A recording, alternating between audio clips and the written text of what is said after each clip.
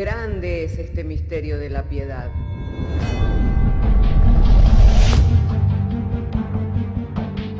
Si se destruyeran los fundamentos, ¿qué ha de hacer el justo?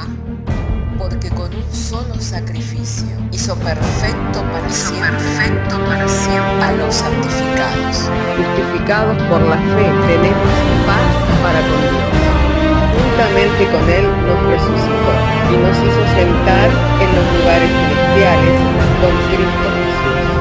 Fundados Y firmes en la fe, tenemos paz para con Dios. Bienaventurados los pobres en espíritu, porque de ellos es el reino de los cielos. Bienaventurados los que lloran, porque ellos recibirán consolación. Bienaventurados los mansos, porque ellos recibirán la tierra por heredad. Bienaventurados los que tienen hambre y sed de justicia, porque ellos serán saciados. Bienaventurados los misericordiosos, porque ellos alcanzarán misericordia. Bienaventurados los de limpio corazón, porque ellos verán a Dios. Bienaventurados los pacificadores, porque ellos serán llamados hijos de Dios. Bienaventurados los que padecen persecución por causa de la justicia, porque de ellos es el reino de los cielos. Bienaventurados sois cuando por mi causa os vituperen y os persigan, y digan toda clase de mal contra vosotros mintiendo. Gozaos y alegraos, porque vuestro galardón es grande en los cielos.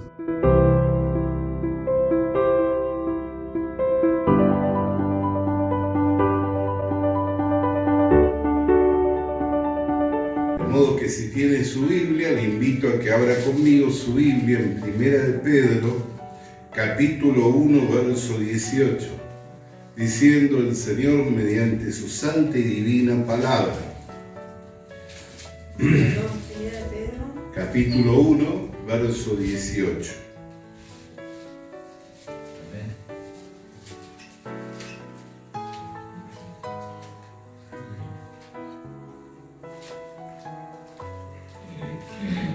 Dice así: sabiendo que fuiste rescatado de vuestra vana manera de vivir, la cual recibiste de vuestros padres, no con cosas corruptibles como oro y plata,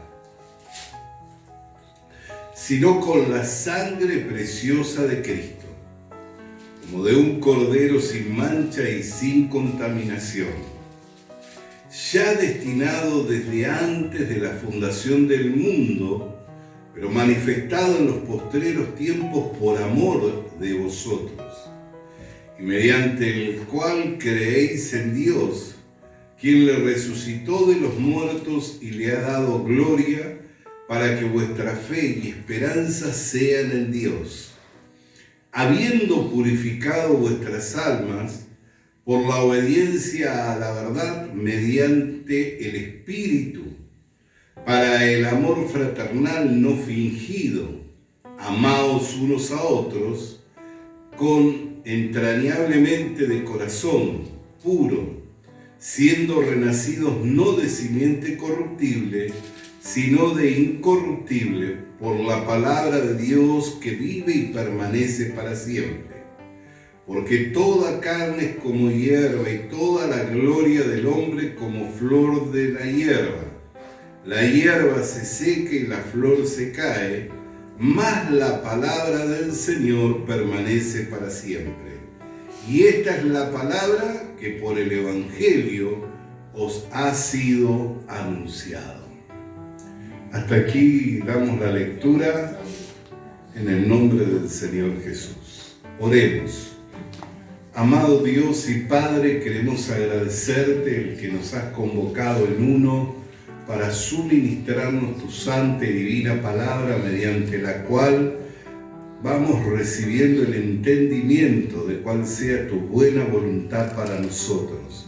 El ruego como la oración es que en esta hora el mensaje sea claro, comprensible, a oídos de todo tu pueblo, para que en ellos seamos edificados conforme al propósito de tu voluntad, siendo tu gracia con nosotros, abriendo nuestros entendimientos que son dados por medio de la fe, viniendo tu palabra en el poder, en la potencia del Espíritu Santo, iluminando los ojos del entendimiento, corriendo el velo de la incredulidad, para que en todo nos resplandezca la luz del Evangelio, a fin de que por medio de la verdad podamos ir creciendo en amor hasta alcanzar todo aquello por lo cual fuimos tomados.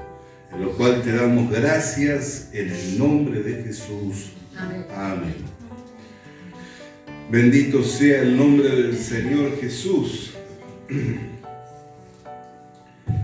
Si hay un tema en que los pastores siempre estamos interesados, ¿cuál cree que es? Salvación. La fe. Bueno, son ya dos temas. De la salvación. El tema en el cual siempre estamos interesados los pastores es el crecimiento de la iglesia. Amén. O lo que se conoce como crecimiento. Algunos lo miran del modo numérico, que el crecimiento de la iglesia es numérico, y por cierto que lo es y es necesario. Otros lo miran por el lado de la madurez, por el lado del entendimiento. Y así pensando, ¿no?, en el crecimiento de la iglesia, muchas veces nos preguntamos ¿por qué la iglesia crece o por qué la iglesia decrece? Y una de las cosas en las que meditando sobre este tema podía concluir es que no todo es iglesia. ¿Este edificio es iglesia? No es iglesia, ¿no? ¿Quiénes son la iglesia? Nosotros, los hermanos. Y una persona que no ha recibido salvación, ¿es iglesia? No. ¿Quién es el que no ha recibido salvación? El que todavía tiene la condenación en el corazón. Entonces, muchas iglesias han crecido de forma numérica, pero no se han podido mantener a través del tiempo o no han podido desarrollarse espiritualmente hablando, en el crecimiento y en el conocimiento del Señor. Porque verdaderamente no son iglesia, sino que es el conjunto de personas que mediante un trabajo fueron reunidas, congregadas, a fin de poder obtener por medio de ceremonias y por medio de ritos algún tipo de beneficio. Casi todos llegaron a la iglesia porque por una necesidad, ¿no es cierto? Después, estando dentro de la iglesia, nos dimos cuenta de que la necesidad más grande que teníamos era la salvación de nuestra alma. Pero mayormente llegamos por una necesidad, o algunos llegaron por un llamado de parte del Señor, ¿no? Iban por un camino, como de repente Pablo, que iba por camino a Damasco con carta de los principales para, si fuera posible, apresar a alguno, y si lo hallara, poder llevarlo ante las autoridades, al tribunal, para ser juzgado por hereje. Y entre tanto que estaba ocupado en eso, ¿qué pasó? Se le apareció el Señor y le dijo: Saulo, Saulo, ¿por qué me persigues? Y él dijo: ¿quién eres, Señor? Yo soy Jesús, a quien tú persigues. Dura cosa te es dar cosas contra el aguijón. Y le dijo: Señor, ¿qué he de hacer ahora? Porque se dio cuenta que en todo aquello en lo que él estaba ocupado era contrario a la voluntad de Dios y se había vuelto en un enemigo del Señor, un enemigo del Evangelio, un enemigo del plan de Dios para con la humanidad. Entonces el Señor le dijo: entra a la ciudad de Damasco y allí se te dirá lo que has de hacer. Días después de haber estado orando, él vio en visión que venía un varón llamado Ananías, el cual imponía las manos sobre sus ojos y recobraba la vista, y éste le declararía el plan y el propósito que Dios tenía para con él, que fuera testigo de todas las cosas que había de ver y oír, ante los principales y las autoridades de su tiempo, llevándoles la buena noticia del Evangelio.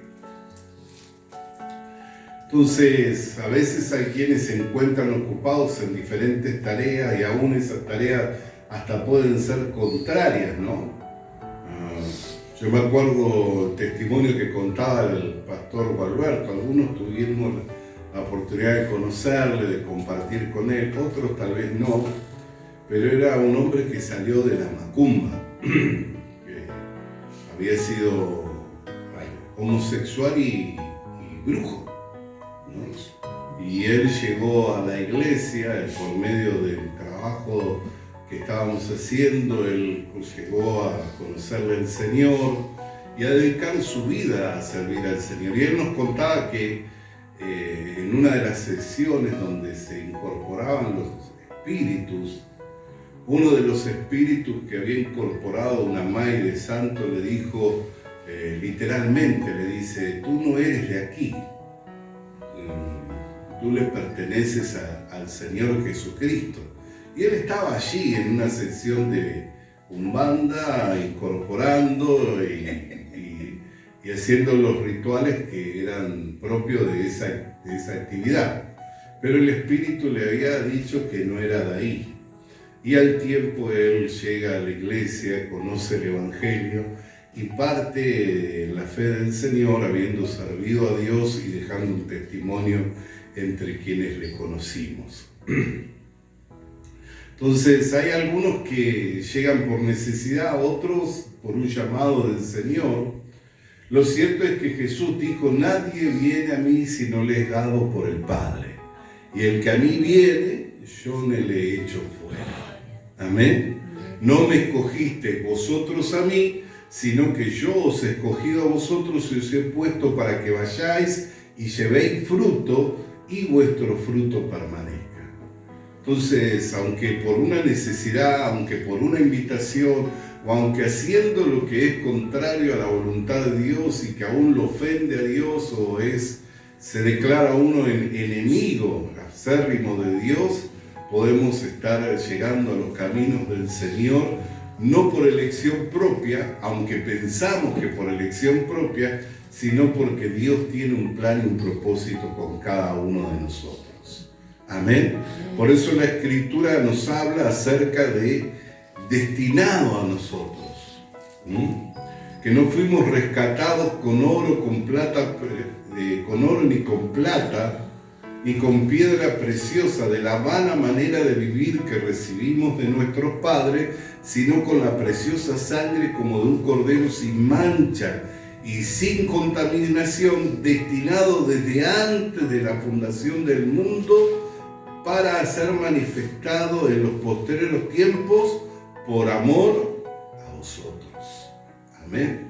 Cristo estaba preparado como el cordero que quita el pecado del mundo de antes de que estuviera Adán en el mundo. Antes que el primer hombre fuera formado del polvo de la tierra, ya el cordero había sido inmolado.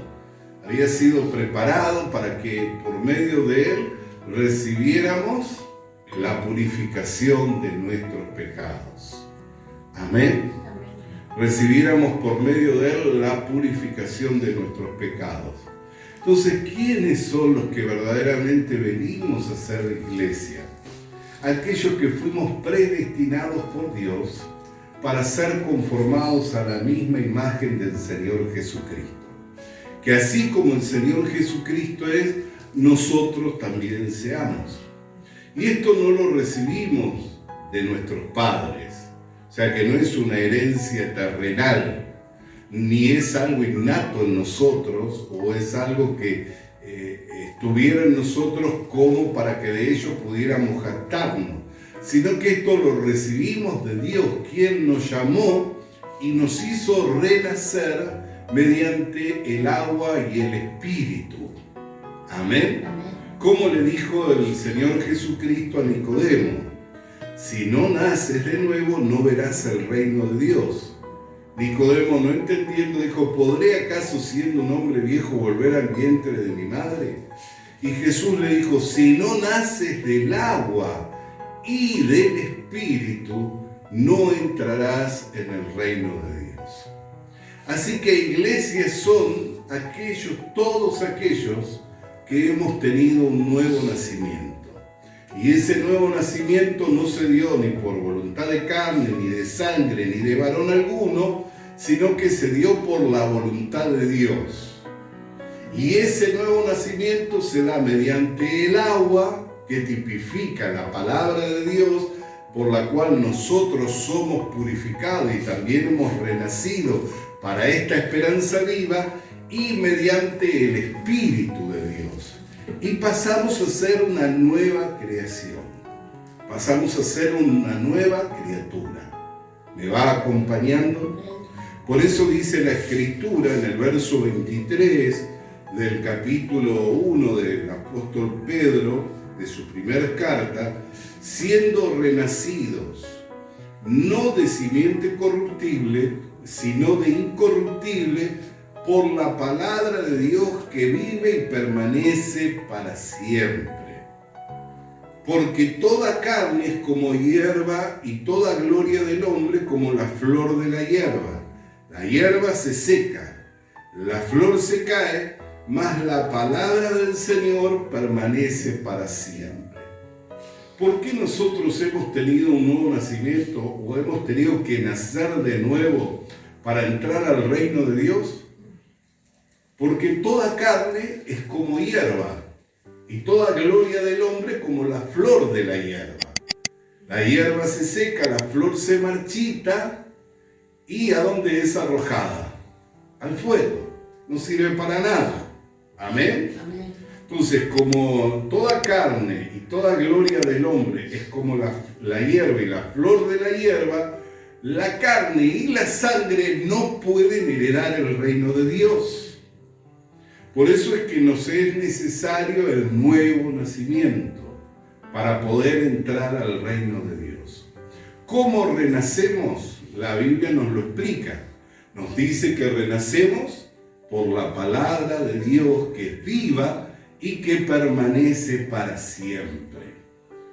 Al haber oído el mensaje de verdad, que es el Evangelio, y al haber creído, esa fe nos es dada o contada como justicia. Por tanto, pasamos del estado de pecadores, al estado de ¿qué? Justificados o justos hijos de Dios. Esto no porque nosotros lo hicimos, esto no porque nosotros lo alcanzamos por mérito propio, sino esto por la voluntad de Dios y que nos es comunicado por medio del Evangelio. El que hace todas estas cosas es Dios. El que recibe todas estas cosas es el que cree. Por eso la Biblia dice, sin fe es imposible agradar a Dios. Si Dios me muestra todas estas cosas por su palabra, pero yo digo, no es así. Yo tengo que hacer, yo tengo que cumplir, yo tengo que obedecer. Entonces, en vez de honrarle a Dios en su verdad, en su testimonio, en su palabra, le deshonro a Dios, dudando acerca de lo que Dios hizo y poniendo mi confianza en mi brazo de carne. Por eso dice, toda carne es como hierba. Toda gloria del hombre es como la flor de la hierba. ¿Qué significa? Que todo el esfuerzo que yo hago, en algún momento se va a secar. Todo lo que es mi gloria, que puede ser lo que yo haya alcanzado como hombre, hablo de mis méritos, hablo de mi estatus, hablo de mi moral, hablo de mi conducta, todo lo que es gloria, es como la flor de la hierba. En algún momento, ello se va a secar. Pero la palabra de Dios es viva y permanece para siempre. Por eso es que el justo no vive por obra, sino que el justo vive por medio de la fe. Y la fe es por el oír, y el oír de la palabra de Dios. Entonces, ¿qué es nacer de nuevo? Somos renacidos por la palabra de Dios que es viva, que permanece para siempre, por el Evangelio. Amén, como dice. Y esta es la palabra que por el Evangelio os ha sido anunciada. Versículo 25 del capítulo 1. Entonces, al recibir esa palabra, tenemos un nuevo nacimiento y pasamos del estado de pecadores al estado de justos hijos de Dios. Por eso que el viejo hombre no es una naturaleza, es un estado. ¿Por qué? Porque yo soy el nuevo hombre, pero sigo estando en este cuerpo de carne. Amén. Que antes de haber oído la palabra de verdad, que es el Evangelio, estaba en el estado de ¿qué? De pecador. Estaba en el estado de condenado, de muerto en mis delitos y en mis pecados. Pero cuando oí la palabra de Dios, el Evangelio de la verdad, renací por esa palabra para una esperanza viva, por medio de la resurrección del Señor Jesucristo de entre los muertos, y renací como un nuevo hombre. O sea que pasé del estado de pecador a un justo hijo de Dios. Cuando le escribe el apóstol Pablo a Tito en el capítulo 3, también nos lo explica. Vamos a leer Tito capítulo 3.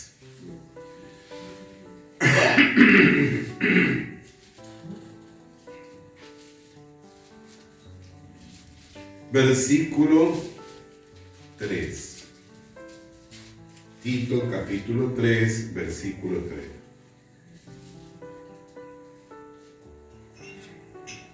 Porque nosotros también éramos en otro tiempo insensatos, rebeldes, extraviados, esclavos de concupiscencia y deleites diversos, viviendo en malicia y envidia, aborrecibles y aborreciéndonos unos a otros. Pero cuando se manifestó la bondad de Dios, nuestro Salvador, y su amor para con los hombres, nos salvó, no por obras de justicia que nosotros hubiéramos hecho, sino por su misericordia, por el lavamiento de la regeneración y por la renovación en el Espíritu Santo, el cual derramó en nosotros abundantemente por Jesucristo, nuestro Salvador. Entonces, ahí describe claramente nuestro estado antiguo, o nuestro viejo hombre. Dice que era amador de deleites diversos, aborrecible, aborreciéndonos unos a otros, pero dice, nos salvó, no por obras de justicia, cuando se manifestó la bondad del amor de Dios para con nosotros, sino por el lavamiento de la regeneración mediante el Espíritu Santo. Amén. Entonces, pasamos del estado de ser amadores de diversos deleites, aborrecibles, aborreciéndonos, a ser un nuevo hombre. Habiendo sido regenerados, habiendo pasado del estado de pecador al estado de un justo hijo de Dios, no por las obras que nosotros hicimos, sino por la regeneración y por la renovación en el Espíritu Santo, el cual derramó en nosotros abundantemente por Jesucristo nuestro Salvador. Al creer a la palabra de verdad, que es el Evangelio de nuestra salvación, hemos recibido el Espíritu Santo. Al recibir el Espíritu Santo, juntamente con el Espíritu de Dios, se derramó el amor de Dios en nuestros corazones. Recibimos un pensamiento nuevo y un corazón nuevo. Por eso dice, y este es el pacto que haré con la casa de Judá y con la casa de Israel en aquellos días. Le daré un corazón nuevo y un espíritu nuevo. y nadie dirá conocer al Señor, porque todos me conocerán, desde el más pequeño hasta el más grande, y seré propicio a ellos, habiendo perdonado todos sus pecados y habiendo borrado todas sus transgresiones. Y añade, y nunca más me acordaré de sus pecados y de sus transgresiones. Al haber creído en el Señor Jesucristo, por la palabra de verdad, que es el Evangelio de nuestra salvación, Dios nos da un nuevo nacimiento. Por eso, ¿quiénes son los que somos verdaderamente iglesia? No el número de personas que se congregan, no el número de personas que asisten a un culto los días domingos, no el número de personas que leen la Biblia, sino los que verdaderamente han creído con el corazón para justicia y han confesado con la boca para la salvación. Esos son los que verdaderamente son nacidos de nuevo. Esta semana me pasó algo muy particular. Como constantemente yo estoy compartiendo del Evangelio a través de las redes sociales, también hay gente que comparte conmigo. Y buscando compartir conmigo, me llegó el mensaje de una persona ya avanzada en edad. Diría que esa persona tiene alrededor de 10 años más que yo, con una trayectoria de ministerio más grande que la mía y trabajando en países de primer mundo, viajando alrededor del mundo y con testimonios muy fuertes, al punto tal de testificar acerca de una resurrección de muertos. No que él la vio en otros, sino que él mismo pasó por esa resurrección de muertos. Así que mirando esa trayectoria, mirando esos testimonios y escuchándole de la forma en la cual exponía el mensaje de la palabra de Dios, o sea que era una persona que estaba preparada para hablar en público y que tenía conocimiento bíblico y de las doctrinas principales del cristianismo, se veía que era una persona preparada. Una de las cosas que me propuse en mi corazón es no desechar las cosas de primera mano, ¿no? Cuando uno está escuchando y dirá, no, esto no es para edificación y lo desecha, sino de escuchar, poner el oído para oír. Y me llamó poderosamente la atención porque después de que estuve escuchando 40 minutos su exposición, podría decirse en el minuto 38, él llegaba hablando sobre el pueblo que se humillare, el pueblo que se humilla y busca al Señor, el Señor le perdonará de todos sus pecados y sanará su tierra. Es un pasaje de Crónicas que comúnmente se usa, ¿no? Entonces él hablaba que era la verdadera humillación y hablaba sobre la confesión de los pecados, al punto tal que cuando llegó al capítulo 1, verso 9 de la primera carta de Juan, que es la que dice, si confesamos nuestros pecados, Él es justo y fiel para perdonarlos. Entonces hablaba sobre pecados no confesados y hablaba sobre confesar pecados. Y llevando la exposición en ese minuto 38, él le dice, ¿por qué no repiten ahora conmigo? En forma, no imponiéndonos, ¿sí? Imponiéndolo a los oyentes, lo cual me pareció una forma muy respetuosa, ¿no? A mí no me gusta cuando los diga conmigo, o haga ahora, o dile al que está a tu lado. Si quiere, dile, ¿no? Si no, parece una falta de respeto. ¿Se imagina si yo le estoy durante todo el culto? Entonces, decirle al que está a tu lado, y por ahí el que estaba a su lado ni lo conoce y usted no le quiere decir nada, ¿no? Pero la Biblia dice así, y asá, ¿no? Y entonces es como que arrean a los hermanos, pero el que expone debe exponer con respeto también en cuanto a los que oyen. Entonces me pareció una forma muy respetuosa, si usted quiere y le parece, repite y diga conmigo, Señor, hoy te confieso mis pecados y sé que tú eres justo, fiel para perdonar todos mis pecados. Eso en el minuto 38. En el minuto 40 introduce la doctrina de la justificación. Dice, porque el que es justificado de todos sus pecados por los méritos del Señor Jesucristo, no tiene de qué confesarse. Entonces dije, me detuve y volví a escucharlo. Dije, minuto 38 estás diciendo, confiesa. Minuto 40 dices, no tienes de qué confesarte. Porque si crees que has sido justificado mediante la obra del Señor Jesucristo, no tienes de qué confesarte porque todos tus pecados fueron lavados por la sangre de Jesucristo. Entonces digo, tiene el conocimiento. Tiene el conocimiento, pero ¿qué es lo que no tiene? Revelación. La revelación que es por la fe. Conoce, pero no lo cree. ¿Cómo sé que no lo cree? Porque minuto 38 estaba confesando y haciendo confesar a los oyentes. Pero minuto 40 estaba exponiendo perfectamente la doctrina de la justificación. Por eso esto no se trata de conocer lo que Cristo hizo. Se trata de creer.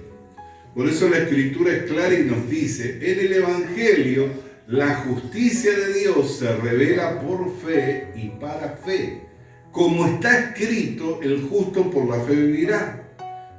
Yo siempre digo que una de las primeras enseñanzas que recibí estando en el Uruguay, en el año 91, fueron la enseñanza de la justificación a través de un profesor y fundador del seminario bíblico en el Uruguay, el doctor y maestro de la palabra de Dios, Humberto Koningrich, un hermano muy preparado ya en esos años. Ya peinaba cana y yo era apenas un joven de 25 años. Y él trajo todo un estudio sobre la justificación. Así que ya había aprendido la doctrina estando en el seminario bíblico antes de salir al ministerio. Y estando en el ministerio, la primera enseñanza que recibo es la justificación con una exposición bien profunda sobre toda la carta a los romanos. ¿Qué quiere decir? Que por casi 20 años yo tuve el conocimiento de la justicia que es por la fe, pero de manera intelectual. Pero en la práctica me pasaba lo mismo que a este hermano que peina cana y que tiene un ministerio muy prestigioso. En la práctica lo negaba. ¿Qué quiere decir? Que todavía tenía la condenación en el corazón. Estaba en el ministerio, enseñaba la palabra de Dios, había fundado junto con mi esposa ya varias congregaciones, había impulsado a varios matrimonios al ministerio, teníamos un ministerio que se reconocía en el Uruguay, pero todavía, ¿qué es lo que tenía? Condenación en el corazón. Cuando alguien tiene condenación en el corazón, o sea que tiene pecado, ¿qué es lo que recibe? La muerte. La paga del pecado es la muerte. Por eso la Escritura, y de ello hemos estado hablando el día miércoles, ¿no? Que hablamos de las vírgenes, de las 10 vírgenes. 5 vírgenes eran sensatas y 5 insensatas. Las 10 estaban para desposarse. Las 10 tenían lámpara, las 10 tenían vasija, pero 5 estaban preparadas para la hora que llegó el esposo. ¿Qué era lo que tenían? El aceite. ¿Qué es el aceite? El Espíritu Santo. ¿Cómo se recibe el Espíritu Santo? ¿Cómo se sabe que una persona tiene el Espíritu Santo? ¿Por hablar en lenguas? ¿Por sanar enfermos? ¿Por echar fuera demonios? Pero en el pentecostalismo nosotros por muchos años enseñamos que solamente el que habla en lengua es porque está lleno del Espíritu Santo. Sin embargo, Jesús dijo en Mateo capítulo 7, verso 21, apartaos de mí, hacedores de maldad, pues no os conozco. Y ellos dijeron, ¿cómo que no nos conoces? Si en tu nombre profetizamos, en tu nombre sanamos enfermos, en tu nombre echamos fuera demonios. No tengo una relación con lo que ustedes han hecho. ¿Qué es recibir el Espíritu Santo? Es recibir el nuevo nacimiento. El hombre que ha nacido de nuevo, y me refiero a hombre y mujer, es el que ha nacido por la voluntad de Dios, que fue regenerado por la palabra y por el Espíritu de Dios, que pasó del estado de ser un pecador faltante, cuya condenación era el infierno, a ser un justo hijo de Dios, cuyo galardón es la eternidad con Jesucristo. Amén. Cuyo galardón es la eternidad con Jesucristo. Entonces, ¿qué es iglesia? Iglesia es el conjunto de personas renacidas y regeneradas por el Espíritu y por la palabra de Dios, y eso es lo que puede multiplicarse. Amén. ¿Por qué? Porque si yo soy pecador, ¿qué se van a multiplicar? Pecadores. Por eso Jesús le decía a sus contemporáneos que hacían prosélitos, cruzaban montañas y valles para hacer un prosélito, y después que lo hacían, doblemente hijo del diablo. Así hay mucha gente que se encuentra trabajando que en vez de libertarles les ponen mayores cargas que ni ellos llevan y que son muy pesadas para quienes se las imponen. ¿Quiénes son los que pueden multiplicarse como iglesia? Los que verdaderamente han tenido un nuevo nacimiento. Una persona que no ha tenido un nuevo nacimiento no se va a multiplicar como iglesia. Puede multiplicarse en número, puede hacer mucha obra, pero no va a multiplicarse ni va a crecer como iglesia. La iglesia está definida por aquellos que hemos renacido por la palabra de Dios y por el Espíritu de Dios. Y solamente los que hemos renacido por la palabra de Dios, que hemos creído al Evangelio, podemos multiplicarnos para crecer como iglesia. Entonces, ¿cuál es el crecimiento de la iglesia? Cuando los que han creído la palabra de verdad, el Evangelio de la justificación, lo comparten con otros y le llevan al entendimiento y este conocimiento a otros. Recién ahí nos multiplicamos como iglesia. Si no, es multiplicación de personas. Y uno puede juntar muchas personas, pero así como se juntan, también se desparraman, les digo. Amén. Así como se juntan las personas, también fácilmente se desparraman, porque se entran a formar las divisiones y los grupos crecen y entonces empiezan a mirar por su propio interés. Y bueno, como hemos visto y como sabemos qué pasa. Pero cuando nace un justo hijo de Dios y le comparte el Evangelio a otra persona, aunque esa otra persona se vaya a otra congregación, sigue siendo un justo hijo de Dios. ¿Por qué? Porque no puede creer a otra cosa.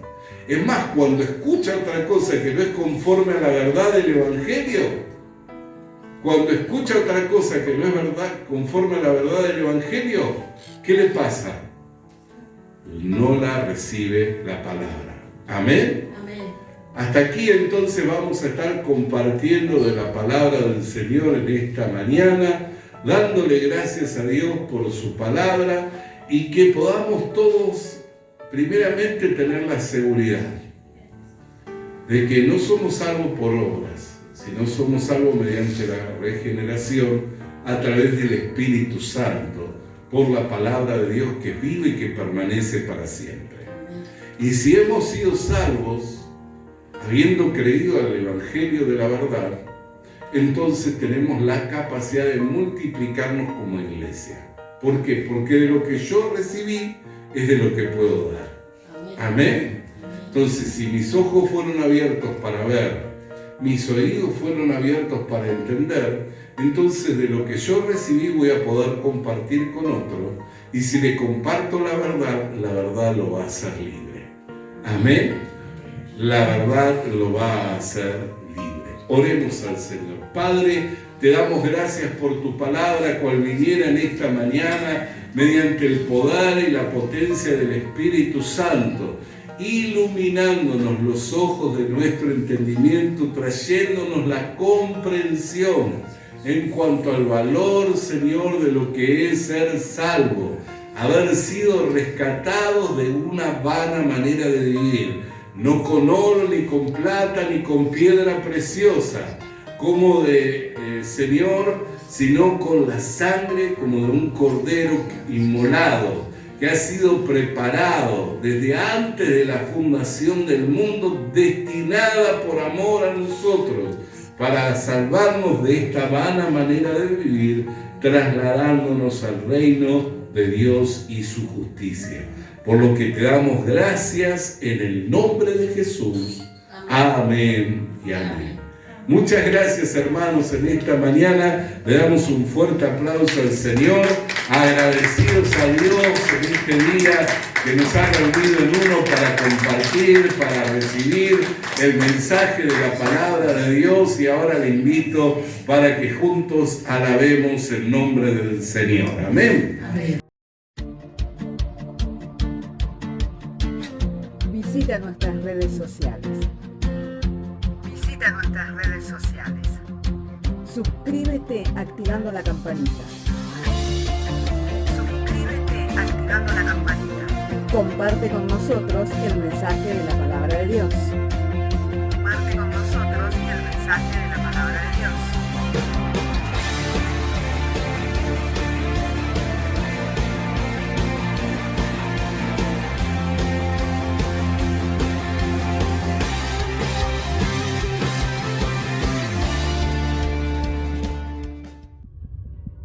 Le animamos a que consiga una Biblia, porque en ella encuentra la mente de Dios, el estado del hombre, el camino de salvación, la muerte de los pecadores y la felicidad de los creyentes. Sus doctrinas son santas, sus mandamientos son obligatorios, sus historias son verdad y sus decisiones inalterables. Léala para ser sabio, crea en ella para ser salvo y póngala en práctica para ser santo. Ella contiene luz para guiarle, alimento para reforzarle y consuelo para alentarle. La Biblia es el mapa del viajero, el bastón del peregrino, la brújula del piloto, la espada del soldado y la carta del cristiano. Le animamos a que consiga una Biblia,